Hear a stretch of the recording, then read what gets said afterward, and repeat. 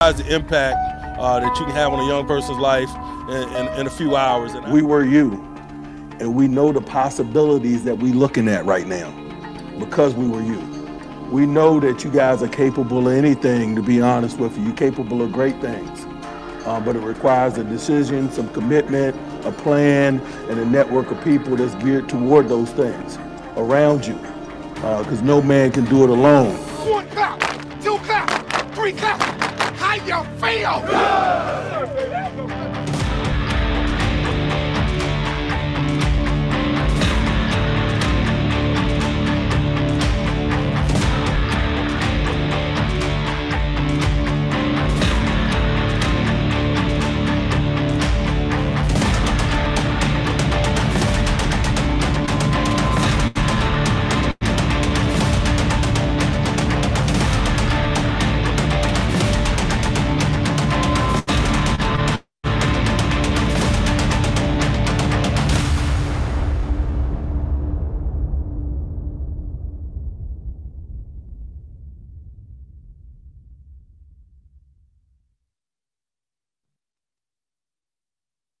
Awesome.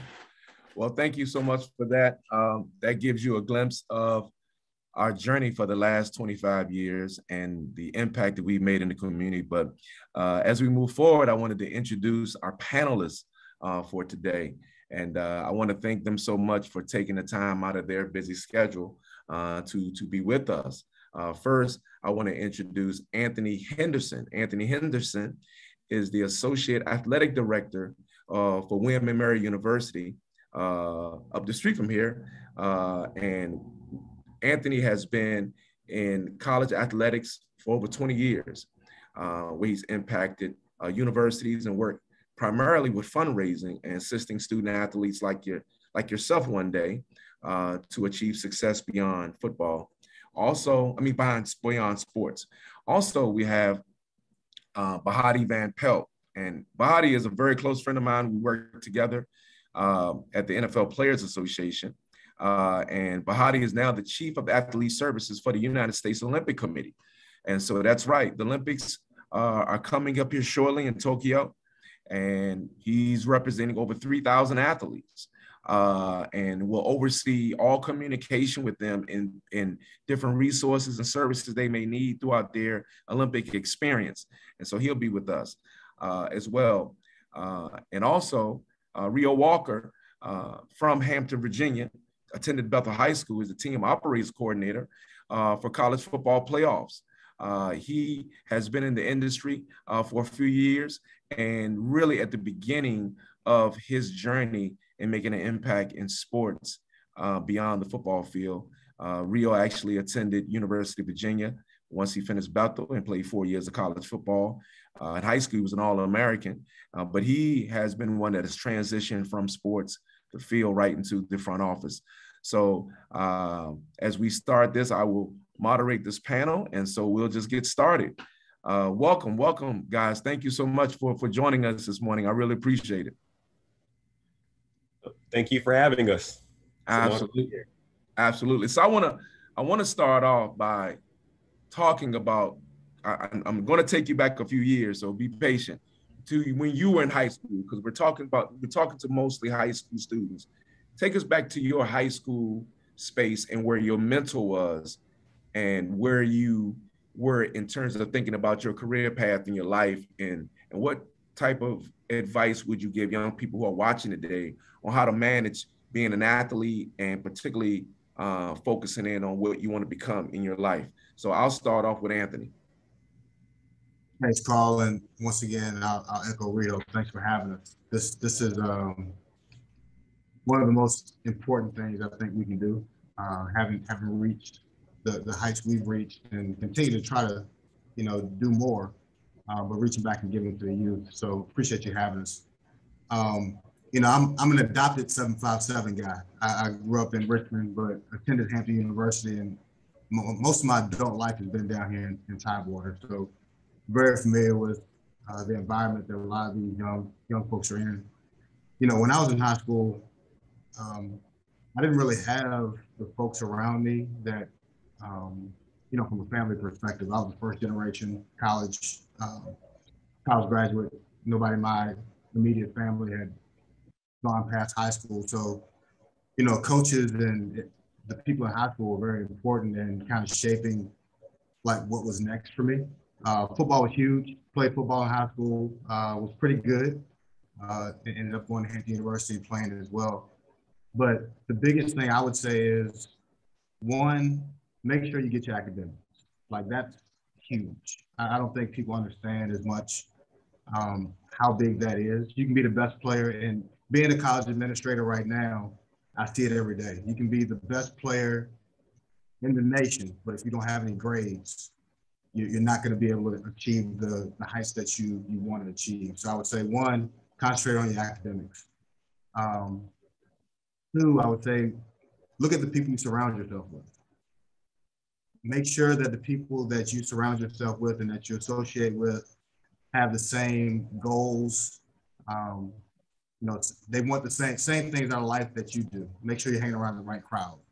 That was one of the things I didn't know at the time, but I think my selection of friends in high school helped me get to where I am today, because a lot of us are doing some really great things.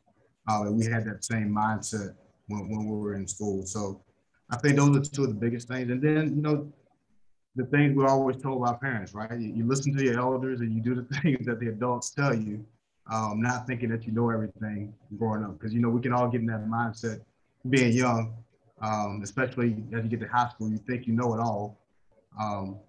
But I tell people all the time, the older you get, the more you realize how smart your parents were. So I think just doing those three things, from my perspective, helped me get to where I am today. Definitely. Next, Bahati. All right. Thank you, Colin. Good morning, everyone. For me, it was some of the same things as mentioned before. I think for me, the biggest driver was my dad. He's my role model, my Superman, you know, all of the adjectives that you can describe someone. I always joke and say when I was growing up, you know, 80s and 90s, everybody wanted to be like Mike. I wanted to be like my dad.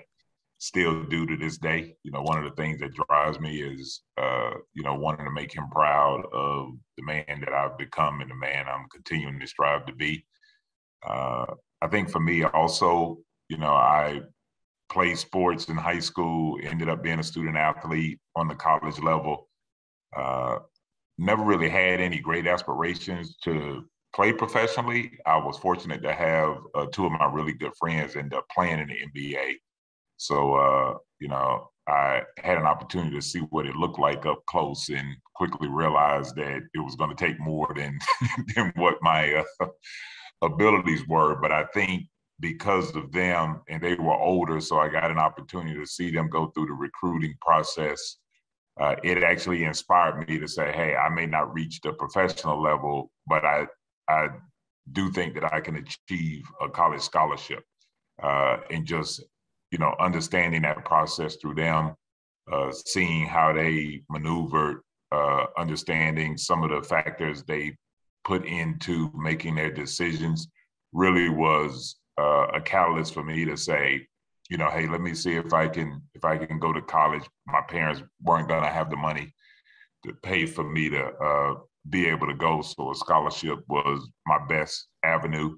And then once I got there, just with the mindset of making the most of that opportunity. And that really started in high school and continued to drive me as I moved through my high school career. And then once I got to my senior year and ready to move off to college.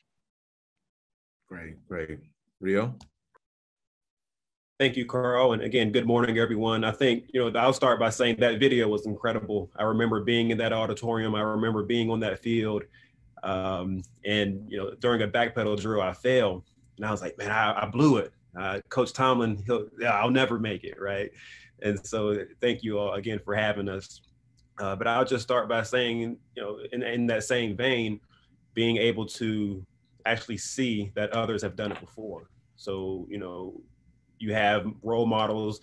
Some of our role models are right in our communities. So we had at Bethel High School, folks like Allen Iverson, Todd Kelly, Sean Gale, a lot of people who have made it, are coming out of there. So, you know, for me, kind of jumping off the porch, I had something to prove in that sense, to be just like that. So I had something to aspire to be. So just kind of take inventory of who's around you, and really, if you want that for yourself, you can do it too. So I'll just say that. Great. Now take us into your day. Take us into your day, because everyone has big titles. They know you are very busy day to day. But Anthony, can you take us into a normal day and what exactly you do as an athletic director? Yeah, the fun thing about my job is no 2 days are the same. You know, my primary focus is kind of twofold. One is I'm on the senior leadership team in the athletic department. So as far as strategic planning and day to day of moving the athletic department forward, also the sport administrator for the football program. So making sure that that program has everything that it needs to be successful and compete for championships. But my primary focus is fundraising and providing opportunities for young people, just like the ones sitting in the audience, to get scholarships and come to school, come to William and Mary. You know, the biggest thing from my perspective, especially from a fundraising perspective, is developing relationships. So I spend a lot of time on the phone, emails, reaching out to folks that have either attended William and Mary, have an affinity for the university, and just want to help young people achieve their goals, and asking those people to support us financially. So, you know, that can be taking a trip to Atlanta, that can be visiting somebody here in Williamsburg. It varies from day to day. But I think, like I said, the primary focus of what I do when I get up each morning is figure out how we're going to advance this enterprise forward and how we're going to compete for championships.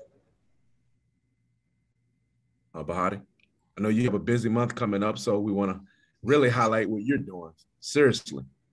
Yeah, I think the best way to say is every day is an adventure, especially during this time. So as Carl mentioned, working at the United States Olympic and Paralympic Committee, we are about, we are about 2 weeks, exactly 2 weeks from opening ceremonies of the Olympics, and then we'll have the Paralympic Games that will open in August. So for me, it's still a lot of meetings. I mentioned a call the other day. We now have people on the ground in Tokyo. Some of my staff has actually already made the trek halfway around the world to Tokyo. So not only is it meetings with people domestically, but you're also on meetings late at night with those that are in Tokyo. We have our standing meetings to go through, all of the games operations and all of the things we need to do. And then it's athlete meetings. It's meetings with our national governing bodies, so USA Basketball, USA Track and Field, USA Swimming, gymnastics, et cetera. And then also just trying to make sure that we're meeting the needs of the athletes that will be traveling. We've got about 610, 12 or so athletes that'll be traveling. We have a bunch of staff people, other staff from the NGBs. So, we're talking about moving in excess of over 1,000 people, close to 1,500 people over to Tokyo. Of course, with all the COVID protocols, we are, constantly evaluating and understanding what it's going to take for everyone to get there safely, have an opportunity to compete. And then, of course, you have to get them back home. So a lot of phone calls, a lot of meetings, a lot of interactions, but it's all worth it because at the end of the day, it gives athletes an opportunity to compete and realize a dream that for many of them, they have been working their entire life to have this opportunity to wear USA across their chests at the Olympic and Paralympic Games. Good. Rijo. Yeah, so I work for the College Football Playoff, and we're based in Dallas, Texas. And what we essentially do, we're a staff of about 20 to 21 folks that plan the national championship for college football.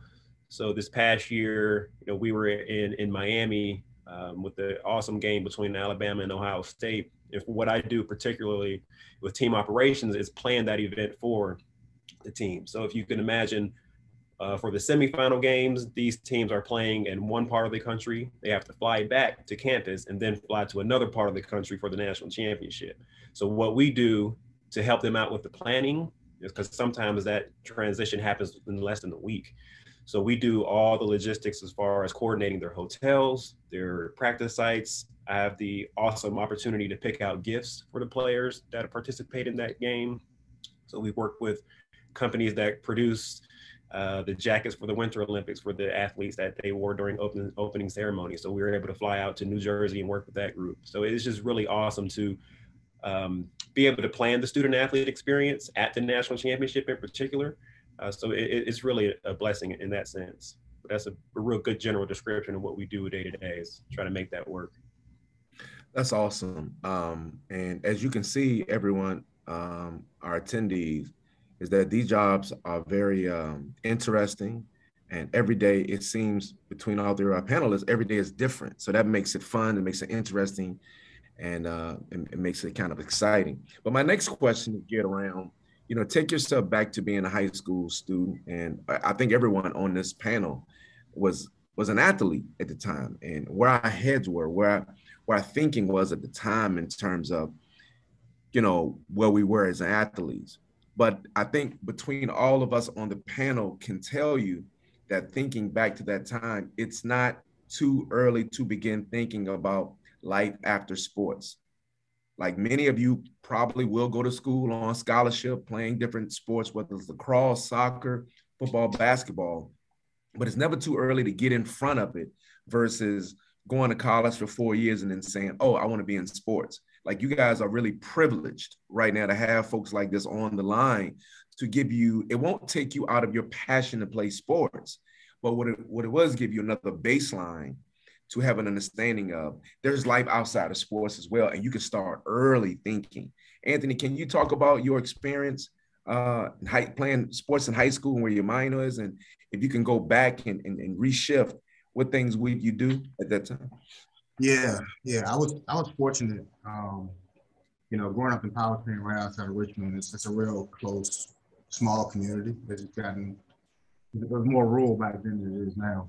I was fortunate that when I was playing, my cousin was actually on the coaching staff, and he played at Appalachian State. So he had gone through like some of the things that I wanted to do. And, you know, one of the things that he told me early on, because, you know, we all think we're going to go to the NFL, right? We all think we're going to play pro. Like, that's the goal. Everybody wants to play pro football. But he told me early on, which kind of shaped my mindset. He's like, man, even if you go pro and have a 10-year career, like, when you finish, you're going to be, let's say, 28, 30 years old. What are you going to do for the next 40 years of your life? And that really made me think, like, yeah, I can go play sports and you know, go play pro, but there's a lot to do after that. And how do you set yourself up for that? So that, you know, I was already a decent student, pretty good student, but that made me think about, like, what do I want to do when I finish playing professional football, if I get the opportunity to do that. And I always wanted to work in sports. So, you know, there weren't many opportunities to do things around that where I grew up, but there were opportunities in Richmond. So, you know, volunteering to go work tickets at the Richmond Braves and things like that at VCU.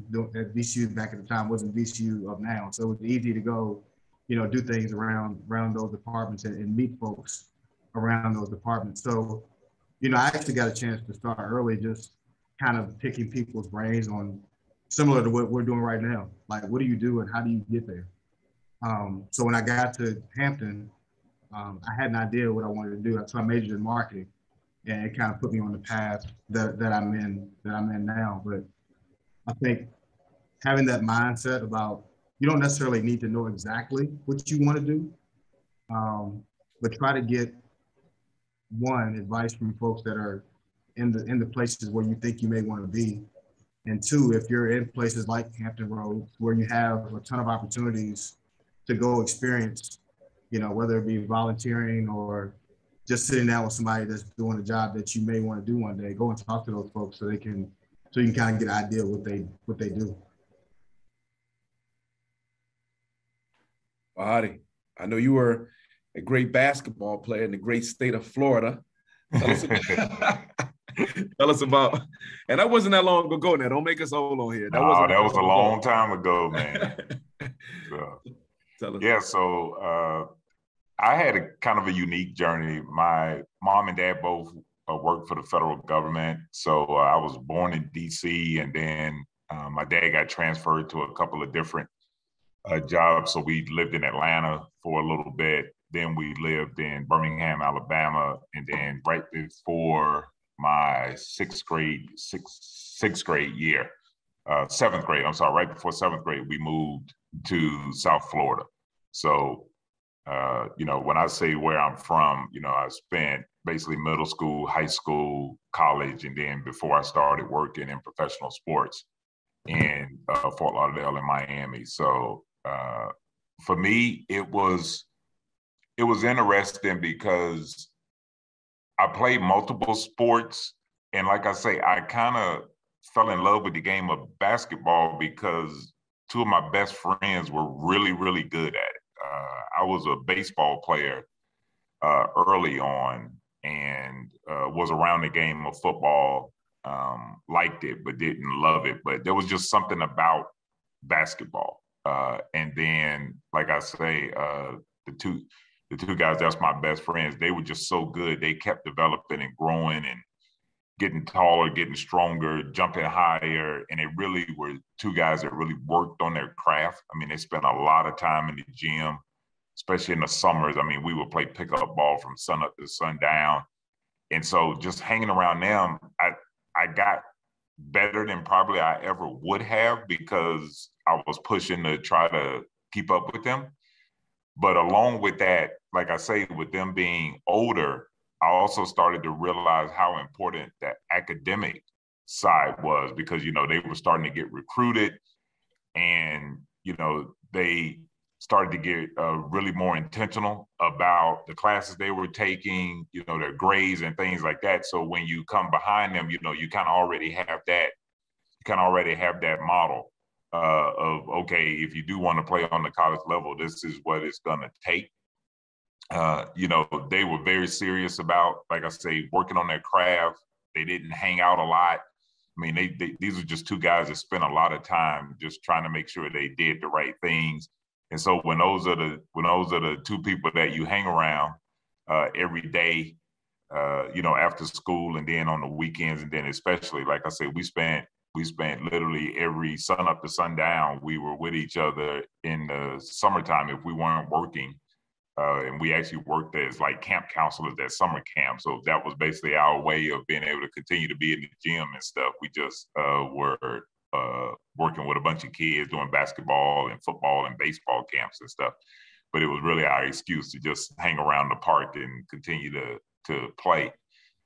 So like I say, I between my dad, who is, like I say, my role model and my inspiration, and then these two guys, I really had a really good structure coming up through high school. Was always pretty good in school. Will be honest, didn't put as much effort into being as good as I could have been probably till I got later in my, second semester of my junior year going into my senior year. But it was never a doubt for me that if I wanted to make it to the college level, I was going to have to make sure that the grades were there as well. Perfect. Now, Rijo, you mentioned, I remember you being in the camp. I remember you being a 4-star athlete, getting recruited by everybody in the country. That seemed like yesterday. And the one thing that was different about you, Rijo, and I do remember this, is that you were academia kid, because I had done some research on you. You went to my high school, so I wanted to know a little bit about you. Talk about that, because most people kind of equate, being a great athlete, 4-star football player with being an okay academic guy, but your academics match your athleticism. Talk about that a little bit, how important that was to you and where you are today. Oh, it was very important. My mother, excuse me, is a teacher currently, even still. So, I was raised in that type of household with her and my father. And really, I just wanted to make them proud, first and foremost. And even being a role model to my younger brothers and younger siblings that I have, that was really important to me. And I was always told that you have to have a plan B. You need to be able to for one, always take care of your academics, as our panelists have talked about already. So I just kind of had that in the back of my mind, and I just never wanted to bring home a bad grade, first and foremost, from my mother. So that really inspired me to strive and just be great. And and my dad told me one time to treat academics just like athletics, as far as the competitive side of it. Be better on this next test than you were, on the first one. Find a way to study and kind of have that mindset, that athletic mindset, into whatever avenue you're going to be in. So they were part and parcel of the same piece, two movable parts of the same machine, athletics and academics. And what that taught me now is to, strive to be great in everything that you do, and you'll certainly find success in whatever you do. But yeah, the academic side, it was fun for me. I love the challenge. I love school. I love reading books even right now. And it translates to this career because I'm able to, connect with a lot of people and be able to intelligently talk with them about a lot of topics, and really just be in this vicinity, in this arena, to impact a lot of people. So I just really want to pay that forward too. Right. And I'm going to wrap up these questions, but I want to make sure we end it off on the right note in terms of everybody's when you're in high school, you're in a fun state of mind, which you should be. It's the best time of your life, actually. And I want you to enjoy it, but take these moments that you're doing right now and get in front of the pack, right? Get in front of the group, because you being on this call today is getting you in front of the group, because at some point you will pursue a career. At some point you will graduate from college. At some point you will start pursuing things that are going to impact the greater portion of your life, right? It's going to happen. But the fact that you're here with us this morning is getting you in front of that pack, which is always everyone's greatest benefit. But as we close this panel, can you guys just give our attendees one bit of advice that they could use right now, where they are in their mental space and where they are right now as student athletes in high school, to give them sort of a sense of what to take from this panel and use for the rest of their careers or lives as they pursue? Anthony? Yeah, I'll start. I think the biggest thing I probably can provide, or best point I can provide, is you can do anything you set your mind to. I know that's kind of cliche, and it's the typical thing that most parents say, but it's actually real. I think you look at, especially now, we have a Black woman in the White House as the vice president. There are a lot of things that when we were all growing up, you never really saw people that looked like us in those positions. And I think now more so than ever, representation matters. So when you say you want to be the president of the United States or the vice president, like, you've seen people that look like us that are in those seats. And I think it resonates a lot more now when you say you can do anything you put your mind to. You got to put the work in, whether that be in athletics, whether that be in the academic area. You can be as great as you want to be. You just have to put the work in, and you can achieve anything that you want to achieve. Thank you, Bahati. Yeah, Carl, I'd say three quick things. Okay. That I think, hopefully it'll be valuable and things that, I've learned over the course. The first one is that your character will open and close doors for you. Carl, you and I have talked about during my time working, at NFL teams and how, we've seen how the way players conducted themselves during their career was either a catalyst or a detriment to what they were able to achieve post-career. You know, when you look at guys that are on ESPN commentating, that have successful businesses, that are doing things, you know, post NFL, where they're achieving as much or more success than they were on the field, a lot of times they can make a direct line back to a relationship they built during their NFL career. When you talk about coaching, you know, guys that are coaching in the league now, it is not just about what you know, but it's about the relationships that you have. You know, position coaches become coordinators and coordinators become head coaches a lot of times based on the relationships that they built either as a player or as a coach. And a lot of that is based on that character. So I think that's the first one. I think the second one is, you know, is that be intentional about what you want to achieve.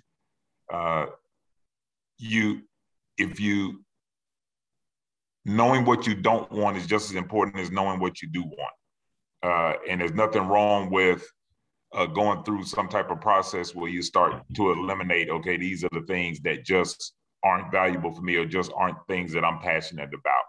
You'll also know when you're working in your passion, you'll get that excitement and that energy that drives you to be the best that you can be, whether that's academically while you're in high school and college, or, you know, or athletically.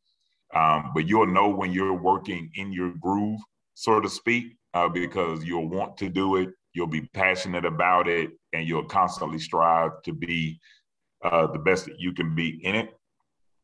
And then the third thing is something that I've learned, you know, that I had a really good mentor tell me, is that, you know, there are two types of pain in life. There's the pain of sacrifice and the pain of regret. Sacrifice is temporary. Regret is forever. Put all you can into all you're doing, and do your best not to ever have a situation where you look back and say, if I had just done a little more. Put everything in it, and then you'll be able to live with the results. As older gentlemen on this panel and as others that we know, one of the most difficult things in life to deal with is when you're sitting around knowing that if you had it given just a little more, maybe the outcome would have been different. So those would kind of be the three things that I'd highlight for those listening in on the call today as they move forward in their high school and hopefully college careers. All right, as we close, Rijo, if you can give us some short, that'll be great for these great listeners. Absolutely. I'll just say, you know, give yourself some grace. Carl, as you mentioned, high school was the most fun time of your life, even college too. So, you know, you won't know everything immediately. You'll have to go through experiences. You'll have to learn, but you better learn. You know what I mean? As you go through things, you can't make the same mistakes twice, but just give yourself some grace, because that will be building blocks to your success in your career, and will also be really beneficial to your mental health. So I'll just say that, Carl. Thank you. Awesome. Thank you so much. We'll do a quick rundown right now, guys. If we have some poll questions for you to win your gifts. Can anybody out there mention what sports career would you be interested in learning more about? If somebody can just chime in and let us know what sports career would you be interested in learning more about? All right. Also, what personal strengths do you think are needed in order to succeed in the sports industry? And last, what factors do you think are vital for a successful sports career? And we have, once you finish those, we definitely can answer a few questions. If there are any questions out there, please ask while we have this great panel available for us. If anybody have any questions, do not be shy. We're open here and no question is dumb. We really want to inspire and help and give you some good information to take with you as you I want to learn how to be called Francis. Can we put that on the, can you put that up on the list too? List that as number 4. In all seriousness, though, Carl, I know we said it earlier, but thank you for doing this and all your leadership and stuff. This is outstanding. I appreciate it, man. Thank you so much. Thank you so much for being here for us, man. I really appreciate you guys. You know, and I don't want to lecture the attendees. I want this to be engaging. I'm an adjunct professor, and I don't like speaking a lot. I want you guys to really be engaged. So if you have any questions, please ask. No question. Don't be shy, because your question, you know, your question may be a question for someone else who may be a little nervous. So just ask it, right? And we'll be here for you. And so we'll give a few minutes, see if we have any questions out there. All right. I'll chime in with Bahati on that. This is phenomenal, and the fact that you and Vernon have been doing it for 25 years. Thank you. I think the impact that you all have made on young people in Hampton Roads, I don't know if it's measurable. So, you know, congratulations on getting 25 years, and here's the 25 more. Thank you, man. I really appreciate it, Anthony, man. That's been very inspiring. I really appreciate that. Really. Somebody mentioned, how did the HRYF get started? Well, to be honest with you, I started NFLPA 27 years ago. And I thought about how blessed and fortunate I was to work in a dream job. I've never worked a day in my life in 26 years. I never. And I've interned with the Redskins for 2 years prior to that. Everything I do is impacting a life or lives of humans. And that is something that drives my passion, right? I like money like everybody else. But at the same time, I think when you are working in your passion, money, all the things that makes your life comfortable comes along with it. But more importantly, you have to feel comfortable in yourself and what you do. And what I decided was, because I was so blessed, I said, I want to bless someone else. And I thought about my hometown, all the kids that, you know, what I could impact, like Rijo and others who have come through our camp, come through programs. And so I said, let's start a camp. And I called my good friend, Vernon Lee, who was in the military at the time. And I contacted him. We connected. And I knew that he could bring a lot of great resources, ideas to this project. And the one thing that we stated, we never want to charge, because I don't think if you're trying to impact a life, you don't pay somebody to impact the life. You just impact the life, right? You just have a conversation. And so I built this team. Vernon was one of the leaders of the team, and we both got together, created a foundation. And it's really that simple. 25 years later, we've had multiple NFL players involved. I mean, we even developed a relationship with Mike Tomlin when he was just a defensive backs coach for the Tampa Bay Buccaneers. Now he's a Pro Bowl, you know, on his way to being a Hall of Fame head coach of the Pittsburgh Steelers. And so when you're doing great things, I think it's key for you to impact people along the way, because that's what's, I think, sustainable in your career. Someone mentioned from Randall, how important are internships? Anyone can answer that. How important are internships? I started as an intern. So, I did. Yeah. Me too. When I graduated from college, I had an internship with the Jacksonville Jaguars, and then had the following season, I had another one with the Atlanta Falcons. So I am a big proponent of an internship. Is a great way to, number one, get your foot in the door, but also for you to learn about the business and make an impression on people. Advice, if you get an internship, somebody told me this on my first day, come to work every day like it's a job interview. That was the approach and mindset I had when I started my internship. Yeah, I'll agree with Bahati. And it goes back to something he said earlier. It's about relationships as well. Like those internships, while you're interviewing every day, because that internship's going to come to an end, you never know who's watching, and you never know who can help you get your next opportunity. And those folks that you're working with on that internship are the best mouthpiece that you can have, especially if you're doing great work. So, internships are vital. And even further to the point of being a student athlete, you're interviewing every day.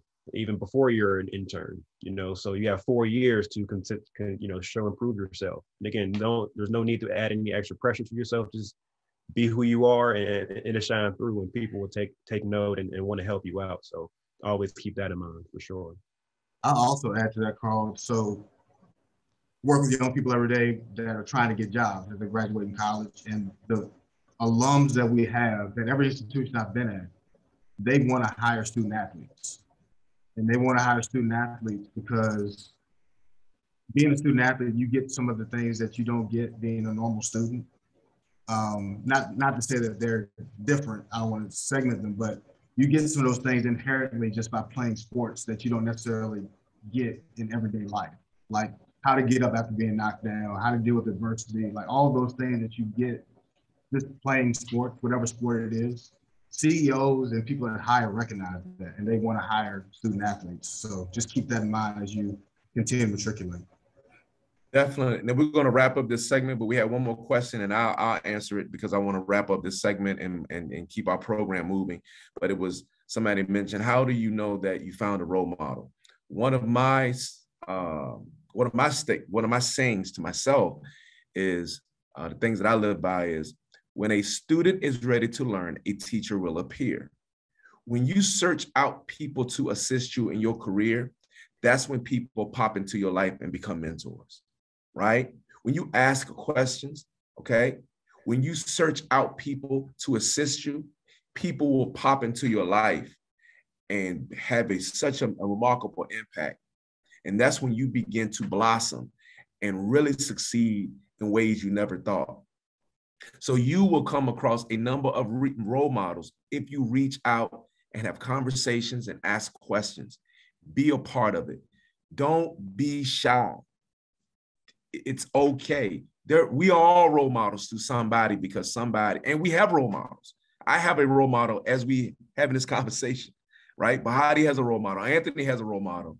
Rijo has a role model. You never run out of role models, right? Because you're always reaching for better knowledge, better information, and how to become a better person, right? Because we don't have all the answers. But anyway, that's how I'll end this segment. Once again, I want to thank Anthony, Bahati, Rijo. You guys are very busy, and I want to thank you so much for participating. And man, I look forward to working with you guys again. And from the bottom of my heart, all you guys are my brothers, and I really, really appreciate you spending this time with me this morning. Thanks for having me. All right, thank you. All right. My pleasure. Thank you. You're welcome.